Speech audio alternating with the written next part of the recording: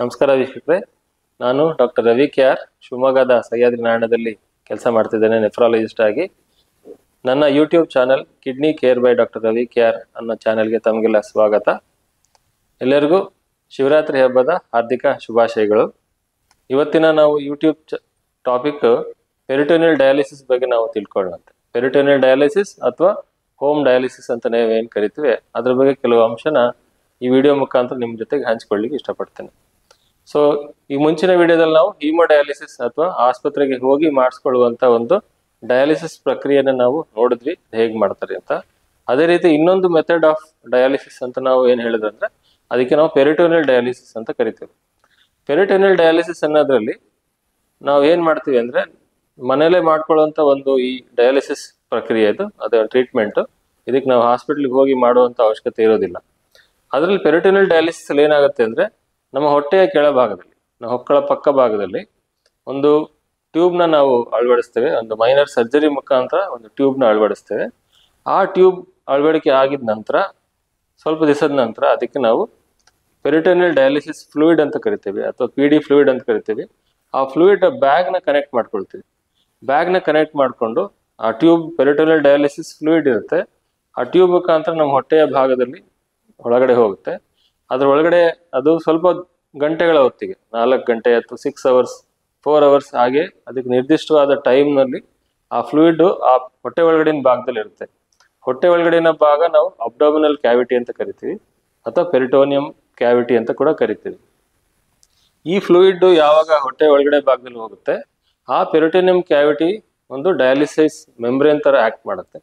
So dialysis membrane act ಆದಾಗ ಏನಾಗುತ್ತೆ, ದೇಹದಲ್ಲಿ ಅಂದ್ರೆ ರಕ್ತದಲ್ಲಿರುವಂತಹ ಯೂರಿಯಾ, ಕ್ರಿಯಾಟಿನ್ ಇರ್ಬೋದು, ಹೆಚ್ಚಿನ ಪೊಟ್ಯಾಷಿಯಂ ಇರ್ಬೋದು ಅಥವಾ ಹೆಚ್ಚಿನ ನೀರಿನ ಅಂಶ ಇರ್ಬೋದು, ಅದು ಪೆರಿಟೋನಿಯಲ್ ಕ್ಯಾವಿಟಿ ಒಳಗಡೆ ಅಕ್ಯುಮುಲೇಟ್ ಆಗುತ್ತೆ. ನಾವು ಹಾಕಿರೋ ಫ್ಲೂಯಿಡ್ ಜೊತೆ ಮತ್ತೆ 4 ರಿಂದ 6 ಅವರ್ ಆದ ನಂತರ ಅದನ್ನ ನಾವು ತಿರ್ಗಾ ವಾಪಸ್ಸು ಒಂದು ಡ್ರೈನ್ ಬ್ಯಾಗ್ ಅಂತ ಕರಿತೀವಿ ನಾವು. ಆ ಡ್ರೈನ್ ಬ್ಯಾಗ್ ಮುಖಾಂತರ ದೇಹದಿಂದ ಪೆರಿಟೋನಿಯಲ್ ಹೊಟ್ಟೆ ಕ್ಯಾವಿಟಿಯಿಂದ ಅದು ಹೊರಗಡೆ ಹೋಗುತ್ತೆ. ಸೊ ಇದು ಒಂದು ಬಹಳ ಸಿಂಪಲ್ ಪ್ರೊಸೀಜರ್, ಆದ್ರೆ ನಮ್ಮ ಮನೇಲೆ ಮಾಡುವಂತ ಪ್ರೊಸೀಜರ್. ಇದರಲ್ಲಿ ರಕ್ತದ ಯಾವುದೇ ಒಂದು ಹೊರಗಡೆ ಬ್ಲಡ್ ದೇಹದಿಂದ ಹೊರಗಡೆ ಫ್ಲೋ ಇರೋದಿಲ್ಲ. ಅದಕ್ಕೆ ಇದು ಟೋಟಲಿ ಬ್ಲಡ್ ಎಲ್ಲೂ ಹೊರಗಡೆ ಬರೋದಿಲ್ಲ.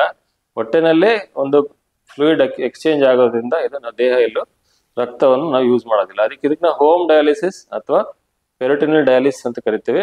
ಇದು ತುಂಬಾ ಸಿಂಪಲ್ ಪ್ರೊಸೀಜರ್. ಅಂದ್ರೆ ನಮ್ಮ ಮನೆಯಲ್ಲೇ ಒಂದು ಕರೆಕ್ಟ್ ಆಗಿ ನಾವು ಟೆಕ್ನಿಕ್ಸ್ ನ ಕಲ್ತ್ಕೊಂಡ್ರೆ ಮನೆಯಲ್ಲೇ ಮಾಡ್ಬೋದು. ಸೊ ಇದು ತುಂಬಾ ಕಷ್ಟನ ಮಾಡೋದು ಇಲ್ಲ, ತುಂಬಾ ಸುಲಭ. ಅಂದ್ರೆ ನಿಮ್ಮ ಮನೆಯಲ್ಲಿ ಸಿಂಪಲ್ ಆಗಿ ಏನು ಅಡಿಗೆ ಮನೆ ಮಾಡ್ಬೇಕಾದ್ರೆ ಹೇಗೆ ನೀವು ಪ್ರಿಕಾಷನ್ಸ್ ತಗೊಳ್ತೀರಿ, ಕೈಯನ್ನು ಸ್ವಚ್ಛವಾಗಿ ವಾಶ್ ಮಾಡುವಂಥದ್ದು, ಒಂದು ಕ್ಲೀನ್ ಏರಿಯಾ ಇರಬೇಕು ಮನೆಯಲ್ಲಿ, ಯಾವುದು ಧೂಳು ಇಲ್ದಲೇ ಇರುವಂತ ಏರಿಯಾ ಇರಬೇಕು. ಈ ತರ ಏರಿಯಾ ಇತ್ತು ಅಂದ್ರೆ ನಿಮ್ಮ ಮನೆಯಲ್ಲೇ ನೀವೇ ಮಾಡ್ಕೊಳ್ಬಹುದು. ಈ ಒಂದು ಏನು ಟ್ರೀಟ್ಮೆಂಟ್ ಇರುತ್ತೆ ಪೆರಿಟೋನಿಯಲ್ ಡಯಾಲಿಸಿಸ್ ಟ್ರೀಟ್ಮೆಂಟ್, ಈ PD ಬ್ಯಾಗ್ ಫ್ಲೂಯಿಡ್ ನ ನಾವು ದಿನಕ್ಕೆ ಕನಿಷ್ಠ 3 ಬಾರಿ 2 ರಿಂದ 3 ಬಾರಿ ಈ ಪೆರಿಟೋನಿಯಲ್ ಫ್ಲೂಯಿಡ್ ನ ನಾವು ಕಲೆಕ್ಟ್ ಮಾಡ್ಕೊಂಡು ಅದನ್ನ ಮತ್ತೆ ಡ್ರೈನ್ ಮಾಡಬೇಕು.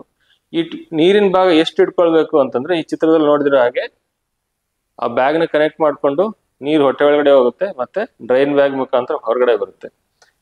ಒಂದೊಂದು ಪೇಷಂಟಿಗೆ ನಾವು ಒಂದೊಂದು ಟೈಮಿಂಗ್ಸ್ ನ ಫಿಕ್ಸ್ ಮಾಡ್ತೇವೆ. ಅಂದ್ರೆ ಡಯಾಲಿಸಿಸ್ ಡ್ವೆಲ್ಲಿಂಗ್ ಟೈಮ್ ಅಂತ ಕರಿತೇವೆ. ಆ ಡ್ವೆಲ್ಲಿಂಗ್ ಟೈಮ್ ನ ಫಿಕ್ಸ್ ಮಾಡ್ತೇವೆ. ಮಿನಿಮಮ್ 4 ಅವರ್ಸ್ ಇರುತ್ತೆ, maximum up to 6 to 8 hours. ಒಂದೊಂದ್ಸಾರಿ 12 ಗಂಟೆಗಳು ಕೂಡ ನಾವು ಹೊಟ್ಟೆನಲ್ಲಿ ನೀರ್ನ ಇಡ್ಬೋದು. ಆ ಡಯಾಲಿಸೈಡ್ ಫ್ಲೂಯಿಡ್ ನ ಬೇರೆ ಬೇರೆ ಕೆಪಾಸಿಟಿ ಇರ್ತದೆ. ಅದು ಯೂಶಲಿ ಡೆಕ್ಸ್ಟ್ರೋಸ್ ಸೊಲ್ಯೂಷನ್ ಆಗಿರ್ತದೆ ಅಥವಾ ಐಕೋಡೆಕ್ಸ್ಟ್ರಿನ್ ಸೊಲ್ಯೂಷನ್ ಆಗಿರುತ್ತೆ. ಅದು ನಮಗೆ ಮಾರ್ಕೆಟ್ ನಲ್ಲಿ ಅವೈಲೇಬಲ್ ಇರುತ್ತೆ, ಅದರಿಂದ ಮಾಡ್ಕೊಳ್ಬಹುದು. ಇದಕ್ಕೆ ಯಾವುದೇ ರೀತಿಯಾಗಿ ಹಾಸ್ಪಿಟಲ್ಗೆ ಹೋಗಿ ಮಾಡುವಂತ ಅವಶ್ಯಕತೆ ಇರೋದಿಲ್ಲ. ಸೊ ಈ ಪ್ರೊಸೀಜರ್ ಮಾಡ್ಬೇಕಾದ್ರೆ ದೇಹದಲ್ಲಿರುವಂತಹ ಯೂರಿಯಾ, ಕ್ರಿಯಾಟಿನ್ ಅಂಶ ಹಾಗೆ ಎಕ್ಸ್ಟ್ರಾ ಬಾಡಿನಲ್ಲಿ ಏನ್ ನೀರಿನ ಅಂಶ ಇರುತ್ತೆ ಅಥವಾ ಎಕ್ಸ್ಟ್ರಾ ಬಾಡಿನಲ್ಲಿ ಏನ್ ಪೊಟ್ಯಾಷಿಯಂ ಅಂಶ ಇರುತ್ತೆ ಆ ಡ್ರೈನ್ ಬ್ಯಾಗ್ ನಲ್ಲಿ ಎಕ್ಸ್ಟ್ರಾ ಹೊರಗಡೆ ಹೋಗ್ಬಿಡುತ್ತೆ. ಇದಕ್ಕೆ ನಾವು ಹೋಮ್ ಡಯಾಲಿಸಿಸ್ ಅಥವಾ ಪೆರಿಟೋನಿಯಲ್ ಡಯಾಲಿಸಿಸ್ ಅಂತ ಕರಿತೇವೆ. ಪೆರಿಟೋನಿಯಲ್ ಡಯಾಲಿಸಿಸ್ ಮನೆಯಲ್ಲೇ ನಾವು ಸಿಂಪಲ್ ಆಗಿ ಮಾಡ್ಕೊಳ್ಳುವಂತ ಪ್ರಕ್ರಿಯೆ. ಸೊ ಪಂಚ್ ಲೈನ್ ಏನಂದ್ರೆ ಈ ಒಂದು ಡಯಾಲಿಸಿಸ್ ಬಹು ಸಿಂಪಲ್ ಆಗಿ ಮನೆಯಲ್ಲೇ ಮಾಡ್ಕೊಳ್ಳುವಂತ ಒಂದು ಟ್ರೀಟ್ಮೆಂಟ್, ಆಸ್ಪತ್ರೆಗೆ ಹೋಗೋ ಅವಶ್ಯಕತೆ ಇರೋದಿಲ್ಲ. ಈ ವಿಡಿಯೋ ತಮಗೆ ಇಷ್ಟ ಆಗಿದೆ ಅಂತ ಅನ್ಕೊಳ್ತೀನಿ. ಇದೇ ರೀತಿಯಾದ ಕಿಡ್ನಿ ರಿಲೇಟೆಡ್ ಬಹಳಷ್ಟು ಟಾಪಿಕ್ಗಳಿಗಾಗಿ ನನ್ನ ಯೂಟ್ಯೂಬ್ ಚಾನಲ್ನ ಫಾಲೋ ಮಾಡಿ ಹಾಗೂ ಲೈಕ್ ಮಾಡಿ. ಧನ್ಯವಾದಗಳು.